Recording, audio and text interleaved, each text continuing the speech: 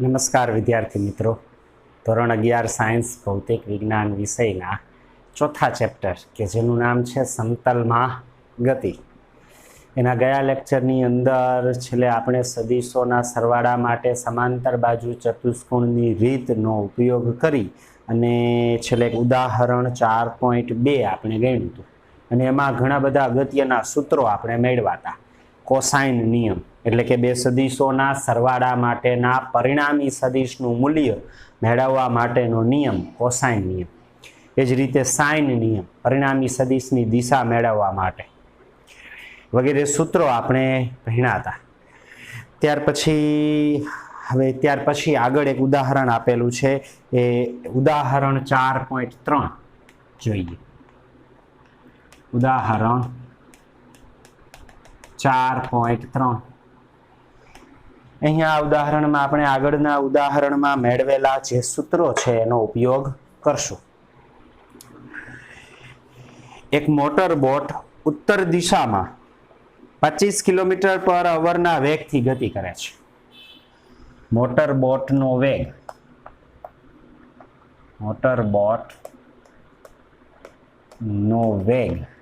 એનું મૂલ્ય VB બરાબર કેટલું છે? 25 કિલોમીટર પર અવર.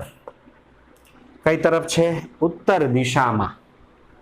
આ વેગ ઉત્તર દિશામાં છે મોટર બોટનો વેગ. અને આ વિસ્તારમાં પાણીના પ્રવાહનો વેગ,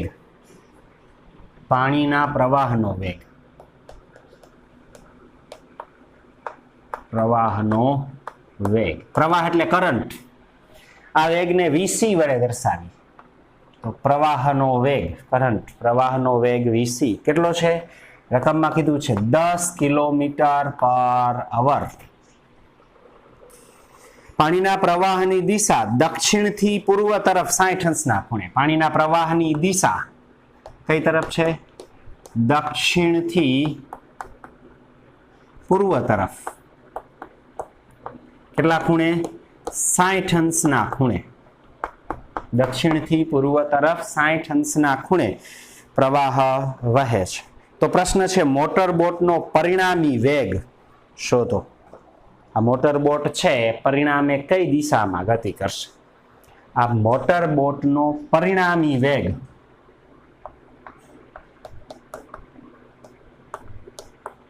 મેળવવાનો છે. આ બંને વેગ, મોટર બોટનો વેગ અને પાણીના પ્રવાહના વેગ, એનો સદિશ સરવાળો આપણને પરિણામી વેગ આપે. તેથી પરિણામી વેગ મેળવવા સદિશ સરવાળો કરવા આકૃતિની પરિસ્થિતિનો ઉપયોગ કરીએ. આકૃતિમાં દર્શાવીએ કે મોટર બોટનો વેગ ઉત્તર દિશામાં છે. તો સૌ પ્રથમ દિશા ગોઠવી લઈએ. ઉપર તરફ ઉત્તર, નીચે તરફ દક્ષિણ. ઉત્તર, દક્ષિણ, આ તરફ પૂર્વ અને આ તરફ પશ્ચિમ. યમક્ષ અહીં આ બિંદુ પાસેથી, ઉગમ બિંદુ પાસેથી પેલા મોટર બોટનો વેગ લખીએ VB.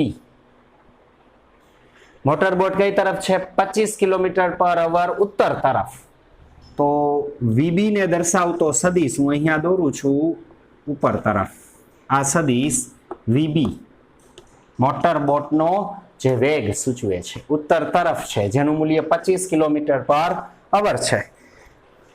હવે દર્શાવીએ પાણીના પ્રવાહનો વેગ. પાણીનો પ્રવાહ VC 10 કિલોમીટર પર અવર છે. તેથી આના કરતા આપણે તીર નાનું દોરશું, કારણ કે મોટર બોટનો વેગ વધુ છે, પાણીના પ્રવાહનો વેગ ઓછો છે, તો આપણે તીર નાનું દોરશું. કઈ તરફ? તો કે દક્ષિણથી પૂર્વ તરફ. આ દક્ષિણ દિશા છે, ત્યાંથી પૂર્વ તરફ 60 અંશના ખૂણે. આ રીતે આ VC દક્ષિણથી પૂર્વ તરફ 60 અંશના ખૂણે. આ ખૂણો 60 અંશનો છે. દક્ષિણ દિશા અને પાણીના પ્રવાહ એનો વેગ. પાણી આમ આવે છે, મોટર બોટ આમ જાય છે, તો સ્વાભાવિક છે અને પરિણામે આમ લઈ જાય. તો આ બંનેનો પરિણામી વેગ સદિશ સરવાળા પરથી મળે. આના શીર્ષ ઉપરથી આને સમાંતર રેખા, આના શીર્ષ ઉપરથી આને સમાંતર રેખા, બંને અહીંયા ભેગી થાય તો પરિણામી વેગ આ તરફ v, પરિણામી વેગ v આ તરફની દિશામાં મળે. આ પરિણામી વેગ કેટલો તે મેળવી. અહીં vb આ તરફ છે અને vc અહીંયા 60 અંશનો ખૂણો છે તો આ 30, આ 90, 90 ને 30 એટલે કે vb અને vc વચ્ચેનો ખૂણો, vb અને vc વચ્ચેનો ખૂણો થીટા બરાબર 120 અંશ છે. vb અને vc બંને કેટલા વચ્ચે, બંને વચ્ચે કેટલો ખૂણો હશે? 120 અંશનો. શું કામ? તો કે આ 60, vb આમ છે, vc આમ છે, આ 60 હોય તો આ 30 અને આ vb ને પૂર્વ વચ્ચે તો 90 છે, 90 અને 30 120 અંશ. તેથી vb અને vc વચ્ચેનો ખૂણો 120 અંશ છે. બે સદિશો એના મૂલ્ય ખબર છે, બંને વચ્ચેનો ખૂણો ખબર છે, તો પરિણામી સદિશનું મૂલ્ય સૂત્ર આવું હતું કા આગળના દાખલામાં આપણે સદિશ r નું મૂલ્ય બરાબર વર્ગમૂળમાં a² + b² + 2ab cos theta, cosine નિયમ અને ભણ્યા હતા. બે સદિશ a અને b સરવાળાના પરિણામી સદિશ આ સૂત્ર મુજબ મળે. આ કોસાઇન સૂત્ર છે, કોસાઇન નો નિયમ છે. અહીં કોનો સરવાળો છે? તો કે vb અને vc નો, તો a ની જગ્યાએ vb, b ની જગ્યાએ vc અને r પરિણામી વેગ v, તો v બરાબર આમ લખાય વર્ગમૂળમાં vb² + vc² + 2vb vc cos ખૂણો કેટલો? 120 અંશ. તેથી v બરાબર વર્ગમૂળમાં કિંમતો મૂકી સાદું રૂપ આપીએ. vb², vb કેટલા છે? 25, 25 નો વર્ગ 625 વધતા vc², vc કેટલા છે? 10, km/h માં જ રાખીએ, પરિણામ km/h માં જ મળશે. 10 નો વર્ગ 100, 2 vb 25 vc 10 cos 120 છે. એનું સાદું રૂપ જો આમ લખીએ, cos અહીંયા આપું છું cos 120 અંશ એટલે આમ લખાય cos 90 વધતા 30. અહીંયા 90 હોય તો cos નું શેમાં રૂપાંતરણ થઈ જાય? sin માં.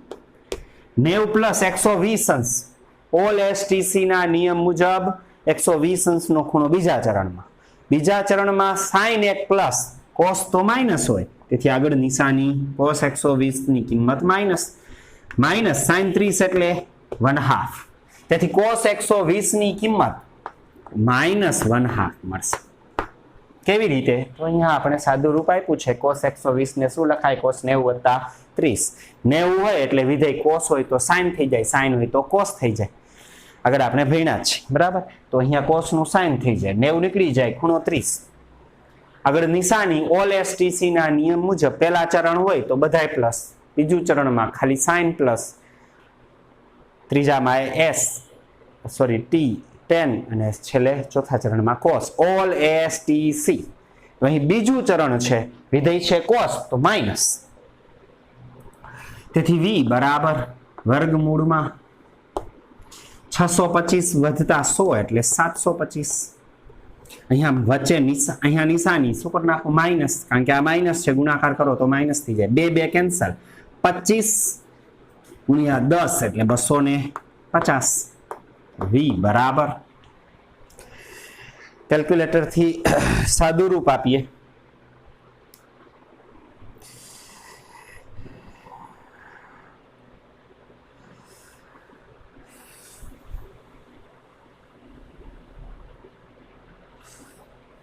-725 -250 તો વર્ગમૂળમાં 475.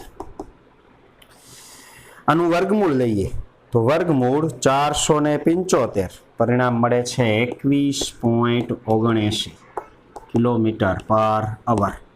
પરિણામી વેગ કેટલો હશે? 21.79 એટલે આશરે 22 કિલોમીટર પર અવર. પરિણામી વેગ 22 કિલોમીટર પર અવરનો હશે. આ પરિણામી વેગ એનો ખૂણો કેટલો તે ખૂણો ધારો કે આપણે મેળવવો છે. તો વીબી સાથે ધારો કે એ ફાઈ ખૂણો બનાવે છે. આ ફાઈ કેટલો એ મેળવવો છે. તો સાઇન સૂત્રનો ઉપયોગ કરીએ. સૂત્ર આપણે આવું સૂત્ર ભણ્યા હતા, આર ના છેદમાં સાઇન થીટા બરાબર બી ના છેદમાં સાઇન આલ્ફા, યાદ હોય તો, બરાબર એ ના છેદમાં સાઇન બીટા. આર એટલે પરિણામી સદિશ, અહીં પરિણામી વેગ વી છે. સાઇન થીટા એટલે બે સદિશ વચ્ચેનો ખૂણો, જે બેનો સરવાળો છે એ બંને વચ્ચેનો ખૂણો થીટા 120 છે. બી આલ્ફા છે એ સાથેનો ખૂણો, તો બી છે એ બીજો સદિશ. અહીં વીબી સાથેનો ખૂણો ફાઈ આપણે મેળવવો છે, તો છેદમાં સાઇન ફાઈ, તો બીજો સદિશ એટલે કે વીસી સદિશ, બી એ વીસી સદિશ થઈ જશે. જો અહીંયા આપણે વીબી લખે તો આપણને ખૂણો એ વીસી સાથેનો પરિણામી સદિશ વેગનો ખૂણો મળે. પણ ઉત્તર દિશા સાથે આટલા ખૂણે એવું કહી શકાય, એટલા માટે વીબી સાથેનો ખૂણો ફાઈ મેળવી. સાઇન ફાઈ સૂત્રનો કરતા બનાવીએ તો સાઇન ફાઈ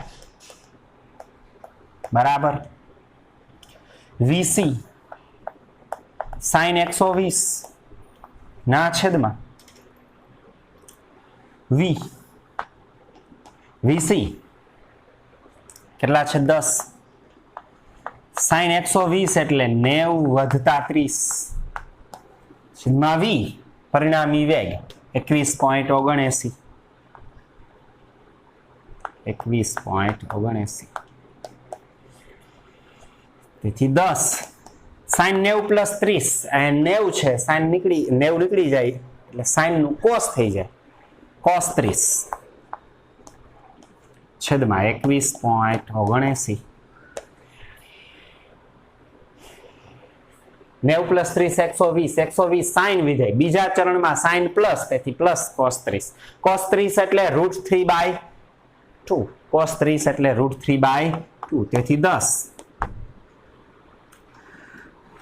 √3/2 છેદમાં 21.79. અંશનો છેદ છેદમાં, તેથી 10 √3 એટલે 1.73 ના છેદમાં 2 ગુણ્યા 21.79.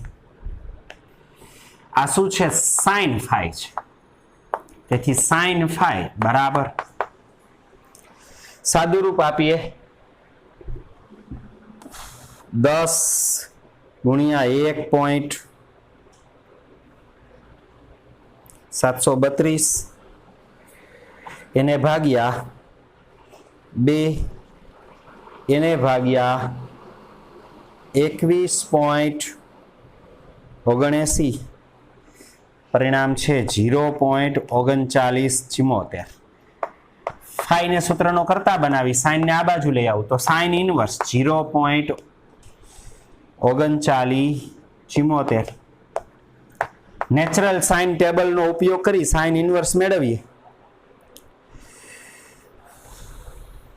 તો સાઇન ઇનવર્સ 0.3974 પરિણામ મળે છે 23.41 અંશ, અથવા 23 અંશ અને આશરે 24 કે 25 મિનિટ,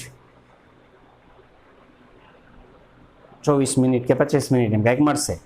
એટલે 23.41 અંશ આટલો ખૂણો. આ પરિણામી વેગ, બોટનો પરિણામી વેગ ઉત્તર સાથે પૂર્વ તરફ 23 અંશના ખૂણે.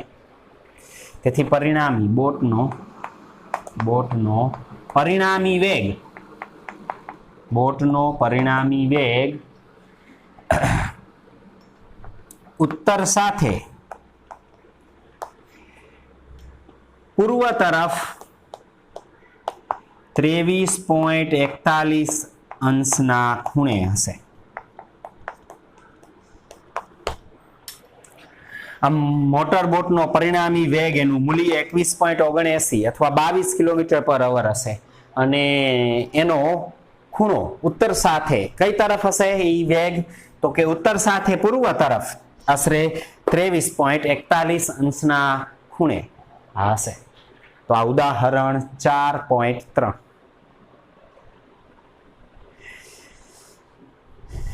ત્યાર પછી આગળ વધીએ ટેક્સ્ટમાં. સ્થાન અને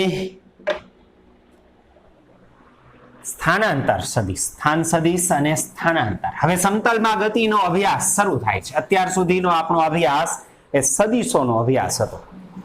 હવે સદિશનો અને સદિશના અગણિતનો સરવાળા, બાદબાકી, પરિણામી સદિશ, એનું મૂલ્ય, એની દિશા, એકમ સદિશ વગેરેનો ઉપયોગ કરી અને સમતલમાં ગતિ એનો અભ્યાસ કરી. કોઈ પણ સમતલ પદાર્થ સમતલમાં ગતિ કરતો હોય તો કોઈ પણ ગતિનો અભ્યાસ કરવા માટે સ્થાન અને સ્થાનાંતર જાણવું અનિવાર્ય છે. તો અહીં સદિશ સ્વરૂપે પદાર્થનું સ્થાન અને સ્થાનાંતર મેળવીએ. સ્થાન સદિશ અને સ્થાનાંતર. પાઠની શરૂઆતમાં આપણે એને ગુણાત્મક રીતે વ્યાખ્યાયિત કરેલા. સ્થાન સદિશ કોને કહેવાય તો કે ગતિ કરતા કોઈ પદાર્થ જે સ્થાને છે ત્યાંથી સંદર્ભ બિંદુને જોડતી રેખા, તીર દોરો. સંદર્ભ બિંદુથી આ કણને જોડતો સદિશ એ તે બિંદુનો સ્થાન સદિશ હોય. સમજો કે દ્વિપરિમાણમાં XY સમતલમાં ઉગમ બિંદુ યામક્ષ પદ્ધતિનું O છે, કોઈ એક બિંદુ P છે કે જેના યામ x, y છે.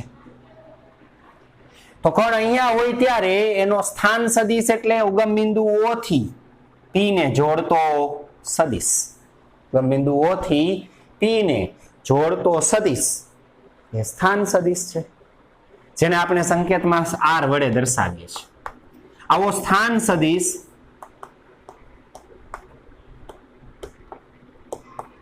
આ બિંદુના યામ x, y છે. તો આ x, y સ્થાન સદિશ xi hat plus yj hat વડે દર્શાવી શકાય. કારણ કે અહીંયાથી આમ x અક્ષ ઉપર લંબ દોરું તો x ઘટક x હશે, y ઘટક એ y યામ y જેટલો છે. તો આ દિશાનો સદિશ xi હેટ, આ yj હેટ એ બંનેનો સરવાળો આ પરિણામી સદિશ આપે. તેથી સ્થાન સદિશ xi hat plus yj hat.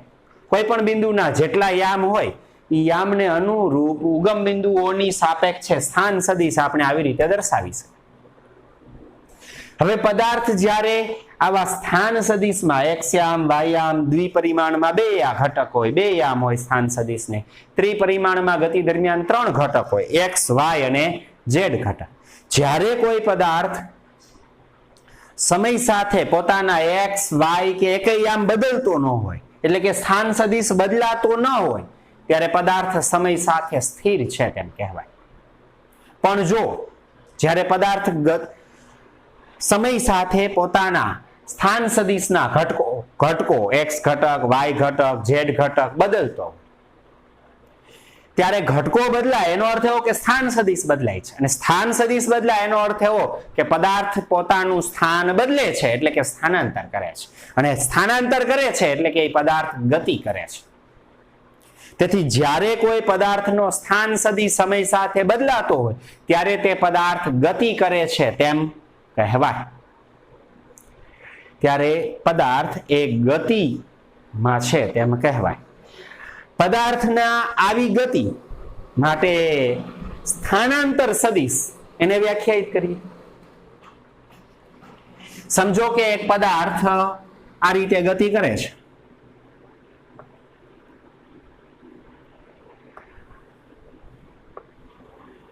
ધારો કે આ x અક્ષ છે, આ y અક્ષ છે, યામક્ષ પદ્ધતિનું ઉગમ બિંદુ O છે. સાપેક્ષે પદાર્થ આ રીતે આમ ગતિ કરે છે. ધારો કે પ્રારંભમાં પદાર્થ આ P બિંદુ પાસે છે, પછી થોડા સમય પછી પદાર્થ Q પાસે આવે છે. T1 સમયે ધારો કે P પાસે છે અને P પાસે તેના યામ x1 y1 છે. થોડા સમય પછી પદાર્થ ગતિ કરતા કરતા બિંદુ Q પાસે પહોંચે ત્યારે સમય ધારો કે t2 છે. આ Q બિંદુના યામ ધારો કે x2 y2 છે. x યામ x2 y યામ y2 છે. તો પદાર્થ પહેલા અહીંયા હતો t1 સમયે, પછી t2 સમયે અહીંયા પહોંચે છે. તો t1 સમયે પ્રારંભિક સ્થાન સદિશ t1 સમયે કણનું પ્રારંભિક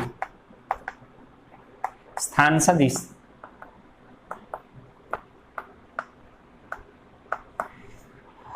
R1 નામ આપું. ઉગમ બિંદુ O થી આ કણને જોડતો આ સદિશ, કણનું સ્થાન દર્શાવતો સદિશ સ્થાન સદિશ છે પ્રારંભિક R1 છે. અહીં કણના યામ x1 y1 છે, તો આ સ્થાન સદિશ શું થઈ જાય? x1 i hat plus y1 j hat. x1 i hat plus y1 j hat બનશે. આ જ રીતે t2 સમયે કણ ગતિ કરતા કરતા t2 સમયે કણનો અંતિમ સ્થાન સદિશ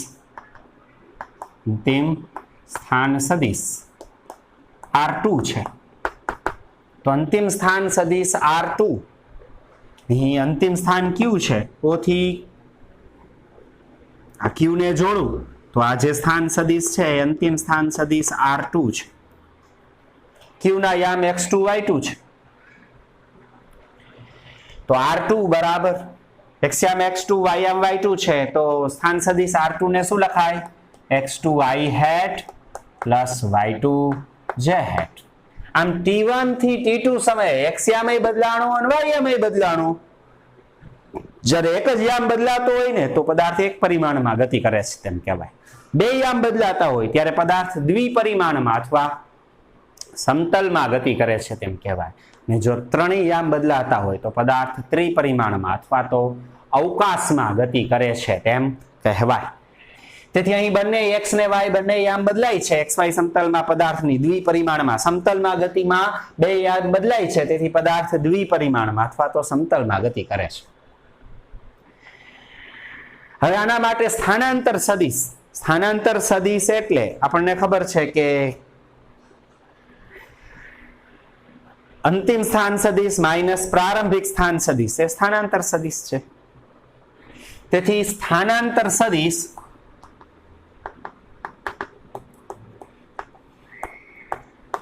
નામ આપું ડેલ્ટા આર સદિશ. તો ડેલ્ટા આર સદિશ બરાબર સ્થાનાંતર સદિશ ડેલ્ટા આર બરાબર અંતિમ સ્થાન સદિશ R2 માઇનસ પ્રારંભિક સ્થાન સદિશ R1. અંતિમ સ્થાન સદિશ માઇનસ પ્રારંભિક સ્થાન સદિશ. અંતિમ સ્થાન સદિશ ને પ્રારંભિક સ્થાન સદિશનો તફાવત એ આપેલા સમયગાળામાં સ્થાનાંતર સદિશ કહેવાય. તેથી ડેલ્ટા ટી જેટલા સમયગાળામાં સ્થાનાંતર સદિશ R2 માઇનસ R1 છે. આ સ્થાનાંતર સદિશ એ પ્રારંભિક સ્થાન અને અંતિમ સ્થાનને જોડતો સદિશ છે. આ ડેલ્ટા આર અહીંયાથી P થી Q ને જોડતો આ સદિશ સ્થાનાંતર સદિશ મળશે. ખબર કઈ રીતે પડે? તો કે સદિશોના સરવાળાના ત્રિકોણના નિયમનો ઉપયોગ કરીએ તો R1 ના શીર્ષ ઉપર ડેલ્ટા આર નું પૂછ છે, તો આ બેનો સરવાળો આટલો થાય. એટલે કે R1 સદિશ વધતા ડેલ્ટા આર સદિશ બરાબર શું લખાય?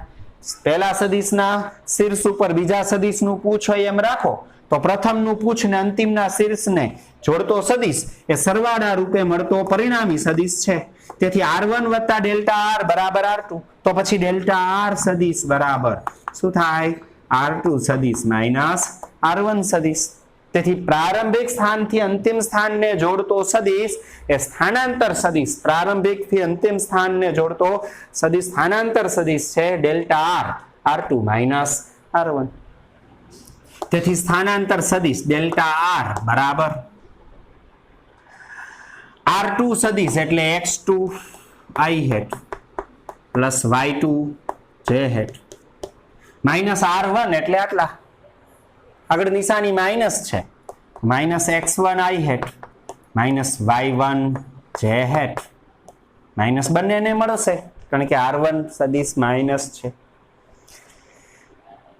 તેથી ડેલ્ટા સદિશ r બરાબર બંનેમાંથી i હેટ કોમન નીકળે, બંનેમાંથી i હેટ કોમન નીકળે તો શું વધે x2 minus x1 i hat વધતા બંનેમાંથી j હેટ કોમન નીકળે તો y2 minus y1 j hat. આ સ્થાનાંતર સદિશ ડેલ્ટા r બરાબર આમ લખું ડેલ્ટા x i હેટ વધતા ડેલ્ટા y j હેટ. આ સ્થાનાંતર સદિશ છે જ્યાં ડેલ્ટા x એ સ્થાનાંતર સદિશનો x ઘટક છે, જે x યામનો તફાવત છે x2 minus x1. Delta x કેની જગ્યાએ લખ્યા તો x2 માઇનસ x1 ની જગ્યાએ, તથા ડેલ્ટા y કેની જગ્યાએ લખ્યા તો ડેલ્ટા y બરાબર y2 માઇનસ y1. આમ જ્યારે કોઈ પદાર્થ સ્થાનાંતર કરતો હોય દ્વિપરિમાણમાં સમતલમાં ગતિ કરતો હોય ત્યારે એના પ્રારંભિક ને અંતિમ x ને y યામ ખબર હોય તો સ્થાનાંતર સદિશ એટલે x યામનો તફાવત અંતિમ x યામ માઇનસ પ્રારંભિક x યામ એટલે ડેલ્ટા x i હેટ વધતા y યામનો તફાવત એટલે કે અંતિમ y યામ માઇનસ પ્રારંભિક y યામ ડેલ્ટા y j હેટ. આમ સ્થાનાંતર સદિશ delta i x i hat plus delta y j hat સ્થાનાંતર સદિશ આ રીતે દર્શાવી શકાય. વ્યવહારમાં આમ બિંદુઓના સ્થાન સદિશ આપ્યા હોય તો એના સ્થાનાંતર સદિશ આપણે આ રીતે મેળવી શકીએ. સમજો કે માત્ર ઉદાહરણ પૂરતું સમજાવું છું. ધારો કે એક કણ છે એના પ્રારંભિક સ્થાન p 1,1 છે અને અંતિમ સ્થાન q એ અંતે ગતિ કરતા કરતા 3,3 બિંદુએ પહોંચે છે. તો અહીંયાથી અહીંયા સુધી કણ પહોંચે તો એનો સ્થાનાંતર સદિશ કેટલો દર્શાવો તો સ્થાનાંતર સદિશ ડેલ્ટા r બરાબર x યામનો તફાવત 3 માઇનસ 1 એટલે 2 i હેટ, y યામનો તફાવત 3 માઇનસ 1 એટલે 2 j હેટ. જો કણ p થી q સુધી 1,1,3,3 બિંદુ સુધી ગતિ કરતો હોય તો એના સ્થાનાંતર સદિશ 2i hat plus 2j hat વડે દર્શાવાય. આ સ્થાનાંતરનું મૂલ્ય તો સદિશના ઘટકોના વર્ગોના સરવાળાના વર્ગમૂળ પરથી મળે ને દિશા પણ શોધી શકાય. બરાબર, સદિશનું મૂલ્ય સ્થાનાંતર સદિશ રાશિ છે એનું મૂલ્ય શોધવું હોય તો ઘટકોના વર્ગોના સરવાળાનું વર્ગમૂળ, દિશા શોધવી હોય તો થીટા બરાબર tan ઇન્વર્સ y ઘટકના છેદમાં x ઘટક. આમ આ રીતે પ્રારંભિક અને અંતિમ સ્થાન પરથી સ્થાન સદિશો અને સ્થાનાંતર સદિશ સરળતાથી મેળવી શકીએ. બરાબર, તો આ સ્થાન અને સ્થાનાંતર સદિશો છે. ત્યાર પછી ટેક્સ્ટમાં આ સ્થાન અને સ્થાનાંતર સદિશનો ઉપયોગ કરી અને વેગ સદિશો આપેલા છે જે થોડીક મોટી કથા છે. બરાબર, એનો અભ્યાસ ને આવતા લેક્ચરમાં કરશું. હજી અહીંયા સુધી રાખીએ. આ ઉદાહરણ 4.3 અને ગતિ દરમિયાન સ્થાન સદિશ અને સ્થાનાંતર સદિશ. બરાબર, તો વિદ્યાર્થી મિત્રો આજે અહીંયા સુધી રાખીએ. આગળના લેક્ચરમાં આપણે વેગ એને અનુરૂપ સ્વાધ્યાય કે ઉદાહરણના દાખલા હોય, પ્રવેગ, સરેરાશ વેગ, તત્કાલીન વેગ, સરેરાશ પ્રવેગ, તત્કાલીન પ્રવેગ, સમતલમાં આ ગતિ દરમિયાન આગળ આપણે એક પરિમાણમાં જેવી ગતિનો અભ્યાસ કર્યો હતો, હવે એ સદિશોનો ઉપયોગ કરી અને આ ચેપ્ટરમાં આગળ હવે વેગ, સરેરાશ વેગ, તત્કાલીન વેગ, પ્રવેગ, સરેરાશ પ્રવેગ, તત્કાલીન પ્રવેગ એને સદિશો સ્વરૂપે કેવી રીતે મેળવાય તે જોશું. અહીંયા આપણે જેમ સ્થાનાંતર કેમ મેળવાય એ જોયું કે કોઈ બિંદુ પાસે કણ છે તો એના દ્વિપરિમાણમાં સ્થાન યામ આપેલા છે, અંતિમ સ્થાને એના યામ આપેલા છે. તો તો એની મદદ વડે આપણે આવી રીતે સ્થાન સદિશ લખી શકીએ. પ્રારંભિક અને અંતિમ સ્થાન સદિશ, એના સ્થાન તફાવત લઈ આ રીતે સ્થાનાંતર સદિશ શોધી શકીએ. એનું મૂલ્ય ઘટકોના વર્ગોના સરવાળાના મૂલ્ય વર્ગમૂળ પરથી અને દિશા થીટા બરાબર tan ઇન્વર્સ y ઘટકના છેદમાં x ઘટક પરથી. જે ગયા લેક્ચરમાં આપણે ઉદાહરણ 4 આગળ આપણે સદિશો એનું મૂલ્ય અને દિશા કેવી રીતે શોધવું તે આપણે ભણ્યા હતા, બરાબર. વગેરે બાબતોનો ઉપયોગ કરીને સમતલમાં ગતિનો આગળનો અભ્યાસ આપણે આવતા લેક્ચરમાં કરશું, બરાબર. તો આજે અહીંયા સુધી રાખીએ. નમસ્કાર.